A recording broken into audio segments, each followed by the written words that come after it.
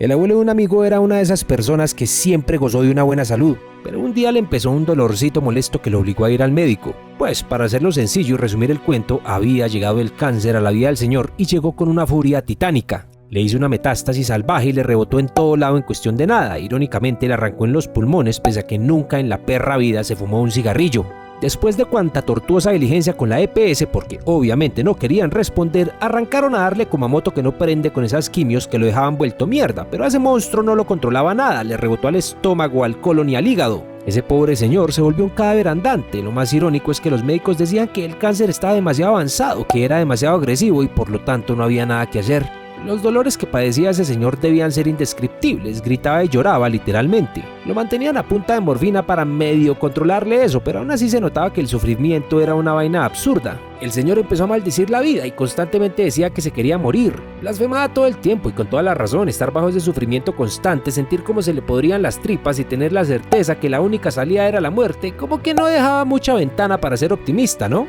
Y eso sin contar el trato inhumano y carnicero que propinaban algunos del personal médico, pero de eso vamos a hablar en otro video. Pero claro, ahí estaba la esposita y demás familiares camanduleros prestos a decirle al señor que maldecir y blasfemar así era pecado, que había que tener paciencia porque Dios es el único que decide sobre nuestra vida en esta tierra y que uno solo se va de este mundo cuando el Todopoderoso lo llame a su presencia, antes no. Tan fácil que es para cualquiera decir ese tipo de huevonadas cuando no tiene un tumor del tamaño de un limón saliéndole del intestino, ¿cierto? También por derecha ahí llegaba el curita oportunista hablando de la paciencia del santo Job, de los designios de Dios, del Supremo que actúa de maneras misteriosas y todas esas mamadas que les encanta profesar, mientras que hipócritamente cobran a la familia por celebrar misas para pedir y orar por la salud del pobre convaleciente. Cómpreme el formulario que ahí mismo me pongo a rezar por usted y su salvación. Dios es el camino y yo soy el peaje. Un buen día, después de meses de sufrimiento indescriptible y desgarrador, por fin llegó un bendito paro respiratorio que dejó descansar al señor de una vez por todas. Creo que en el fondo todos descansaron porque la enfermedad también la padecen en cierta medida los que están alrededor. Mi amigo aún así recuerda con tristeza que vio a su abuelo por última vez como 3 días antes de morir y que lo último que le escuchó decir fue malditos desgraciados. A un primo que yo quería mucho le salió un tumor cancerígeno en el cerebro que se lo llevó en cuestión de meses. Sus últimos días en esta tierra se redujeron a padecer unos dolores de cabeza terribles que tenían la intensidad suficiente para torturarlo y hacerlo llorar, pero no la suficiente para hacer que se desmayara del dolor y que no sufriera tanto. Por fin una tarde lo agarró uno que le causó muerte cerebral mientras lo llevaban a la sala de urgencias de la clínica y 24 horas después por fin pudimos desconectarlo y dejarlo descansar en paz. ¿Cómo se ve linda una caterva de imbéciles diciéndole a una persona que tiene las entrañas en llamas que maldecir la vida es pecado y que Dios lo va a castigar por blasfemar?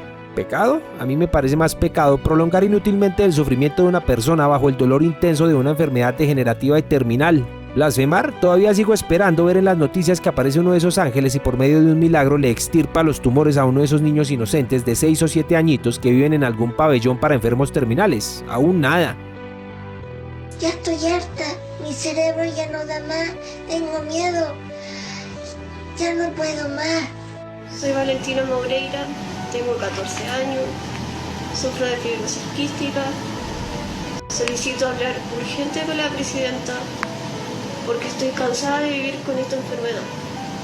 Y ella me puede autorizar la inyección para quedarme dormida para siempre. Matador, uno de los caricaturistas más admirados e importantes de Colombia, tuvo que librar una batalla muy dura hace unos años. Su padre padecía un extraño tipo de cáncer agresivo y tremendamente voraz que le destruyó por completo la cara. El sufrimiento del señor era tan terrible que optó por solicitar la eutanasia y su familia lo apoyó, teniendo en cuenta que en Colombia supuestamente el morir dignamente se convirtió en derecho hace unos años. No obstante, 15 minutos antes al señor le cancelaron el procedimiento, ya que un facho asqueroso que ejercía como procurador general de la nación por esos días, que por cierto después destituyeron por corrupto y por ampón, pretendía seguir mangoneando nuestros derechos y mancillando nuestras existencias como le viniera en gana a punta de los preceptos de su religión. Afortunadamente siguieron en la batalla jurídica, primó el derecho a morir dignamente y finalmente don Ovidio descansó del infierno que venía viviendo hace más de 5 años.